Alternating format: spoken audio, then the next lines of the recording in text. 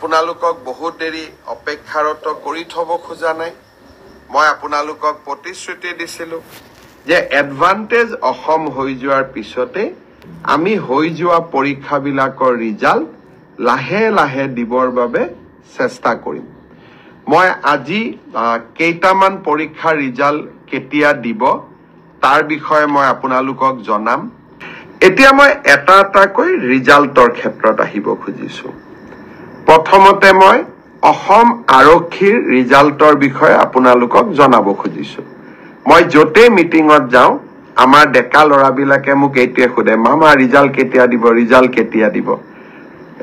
কেতিয়া দিব মই আজি কৈ দিম যিসকলে পাব তেওঁলোকক মই অভিনন্দন জনাম যিসকলে নাপাব অহাবাৰ পৰীক্ষাৰ বাবে আৰু প্ৰচেষ্টা চলাব মন বেয়া নকৰিব আৰু সকলোৱে যিসকলে পাব তেওঁলোকৰ কৃতিত্বক লৈ আমি সকলোৱে গৌৰৱ কৰিম আৰু যিসকলে নাপাব তেওঁলোকে পুনৰ প্ৰচেষ্টা কৰিম পৰীক্ষাৰ এটা ৰিজাল্ট ভাল বেয়া দুইটা আহে তাক লৈ বহুত চিন্তা কৰিব নালাগে we should take life as challenge জীৱন প্ৰত্যাহ্বানেৰে পৰিপূৰ্ণ ৰিজাল্ট আপোনালোকে জানেই OMRCত আপোনালোকে চাইয়ে আছে গতিকে পোৱা আৰু নোপোৱা দুইটাই জীৱনৰ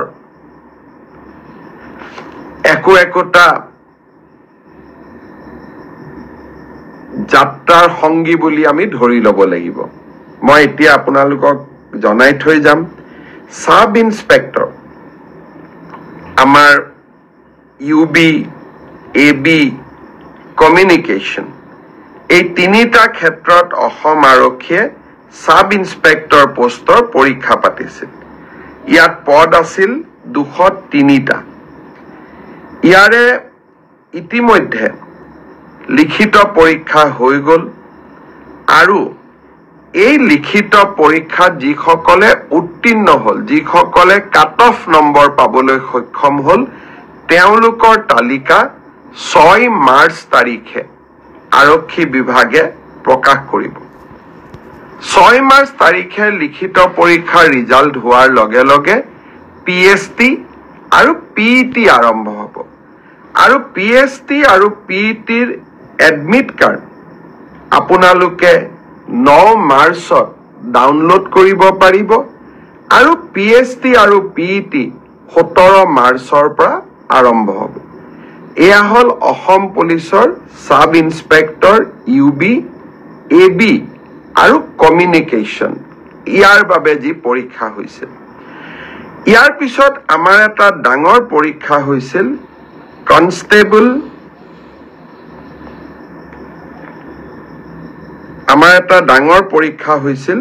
সেইটো হল constable UB constable AB constable communication আৰু sub officer fire and emergency service কনষ্টেবলৰ UBত পোষ্ট আছিল 1760টা কনষ্টেবল ABত পোষ্ট আছিল 2301টা কনষ্টেবল কমিউনিকেশ্যনত পোষ্ট আছিল 466টা আৰু সাব অফিচাৰ ফায়াৰ সাৰ্ভিসত পোষ্ট আছিল মাত্ৰ এটা এই গোটেই পৰীক্ষাটোৰ ইতিমধ্যে PST আৰু PET কমপ্লিট হল এই পৰীক্ষাটোৰ যিসকলে PST PETত কোন পাছ কৰিলে ইয়াৰে ৰিজাল্ট অসম আৰক্ষীয়ে 12 মাৰ্চ তাৰিখে ঘোষণা কৰিব অৰ্থাৎ কনষ্টেবল UB AB পৰীক্ষাৰ প্ৰথম ৰিজাল্ট 12 মাৰ্চ তাৰিখে প্ৰকাশিত হ'ব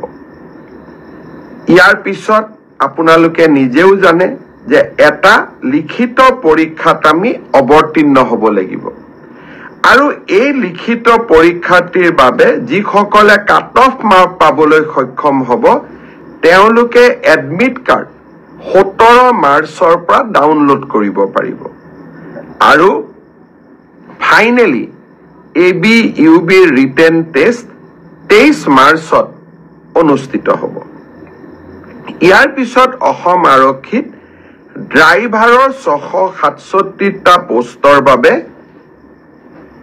PST আৰু PET অনুষ্ঠিত হৈছিল এই ড্ৰাইভাৰৰো PST PETৰ পৰীক্ষাৰ ৰিজাল্ট অহা পৰহি দিনাখন অৰ্থাৎ 4 মাৰ্চ তাৰিখে অসম আৰক্ষীয়ে ঘোষণা কৰিব। ইয়াৰ পিছত স্বাভাৱিকভাৱে ড্ৰাইভিং টেষ্ট হ'ব আৰু ড্ৰাইভিং টেষ্টৰ পৰীক্ষাৰ বাবে এডমিট কাৰ্ডো 4 তাৰিখৰ পৰা লাভ কৰিব পাৰিব আৰু written test driving test written পিছত হ'ব, প্ৰথমতে ড্ৰাইভিং হ'ব। ড্ৰাইভিং টেষ্ট 10 মাৰ্চৰ পৰা অনুষ্ঠিত হ'ব, অৰ্থাৎ 4 তাৰিখে PST PET ৰিজাল্ট দিব, এডমিট কাৰ্ডো 4 তাৰিখে দিব আৰু 10 মাৰ্চৰ পৰা ড্ৰাইভিং টেষ্ট হ'ব আৰু ফাইনেলি ইয়াৰ পিছত এটা লিখিত পৰীক্ষাটো আমি APR কৰিব লাগিব। এতিয়া মই আহিছো কনষ্টেবল ABCDO অৰ্থাৎ কামাণ্ডো বেটেলিয়ন এই ক্ষেত্ৰত। ইয়াত পোষ্ট খুব কম আছিল, মাত্ৰ 164টা পোষ্ট আছিল 164, কাৰণ কামাণ্ডো বেটেলিয়ন বিলাক নতুন বেটেলিয়ন, ইয়াত ভেকেন্সি অহাৰ এতিয়া প্ৰশ্নটো বহুত কম। কামাণ্ডো বেটেলিয়নৰ ৰিজাল্ট আমি আমাৰ কাট অফ মাৰ্কস যেটো PST আৰু PETৰ যেটো কাট অফ মাৰ্ক তাক আমি 27 মাৰ্চ তাৰিখে ঘোষণা কৰিম। অৰ্থাৎ কামাণ্ডো বেটেলিয়নৰ 164 পদৰ বিপৰীতে আমাৰ যি ৰিজাল্ট হ'ব কাট অফ মাৰ্কস এনাউন্স হ'ব 27 মাৰ্চ। তাৰ পিছত এডমিট কাৰ্ড আহিব 1 এপ্ৰিল তাৰিখে আৰু সাইকোমেট্ৰিক টেষ্ট 8 এপ্ৰিলৰ পৰা অনুষ্ঠিত হ'ব।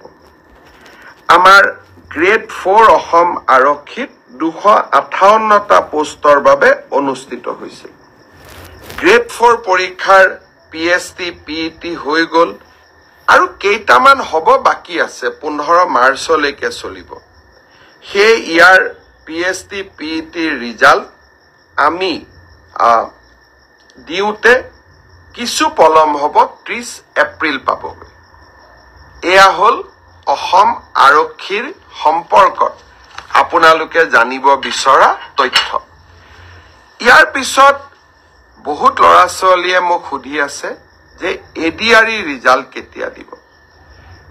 ADRE ৰিজাল্ট 7 মাৰ্চ শুক্ৰবাৰে আমাৰ গ্ৰেড 3 আৰু গ্ৰেড 4ৰ যি আমাৰ ৰিক্ৰুটমেণ্ট কমিশ্যন আছে তেওঁলোকে ঘোষণা কৰিব। যিমান কেইটা পদ আছে তাৰ বিপৰীতে 2জনকৈ ল'ৰা ছোৱালীক এই পৰীক্ষাত উত্তীৰ্ণ হ'ব আৰু তেওঁলোকৰ মাজত পৰৱৰ্তী সময়ত ৰিটেন টেষ্ট অৰেল অনুষ্ঠিত হ'ব।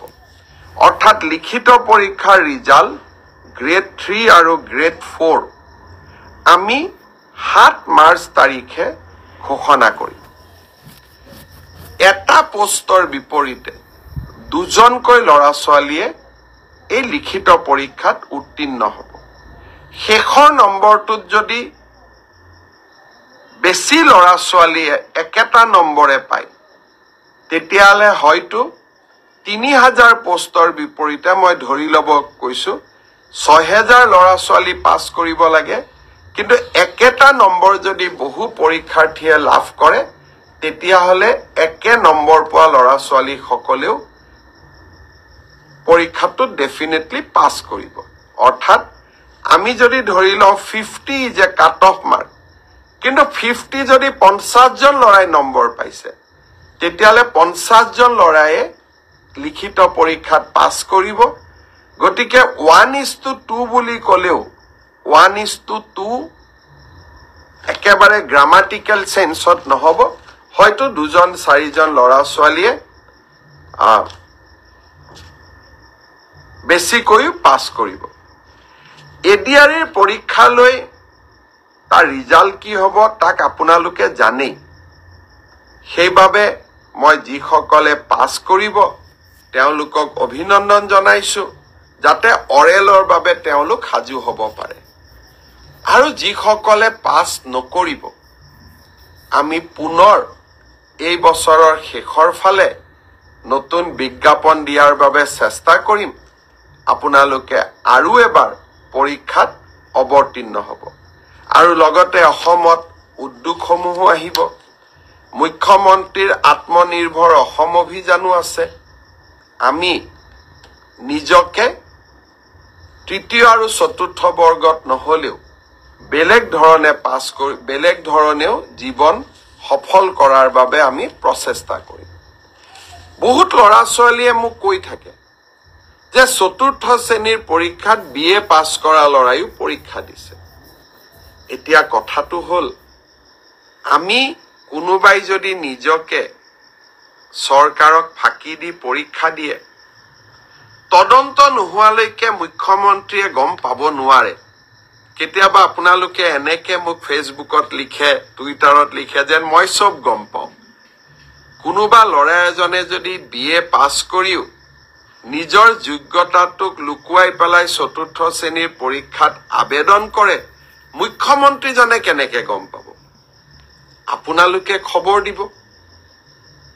আপোনালোকক আমি সুবিধা দিম যে এনে যিসকল লোকে আপোনালোকে দেখিব যে লিখিত পৰীক্ষাত পাছ কৰিছে, কিন্তু এডুকেশ্যনেল কোৱালিফিকেশ্যনক তেওঁলোকে লুকুৱাই ৰাখিছে, আমি সুবিধা দিম আপোনালোকক অভিযোগ দিয়াৰ বাবে, যাতে অৰেল পৰীক্ষা হোৱাৰ আগতে বা মৌখিক পৰীক্ষা হোৱাৰ আগতে আমি আপোনালোকৰ অভিযোগবোৰ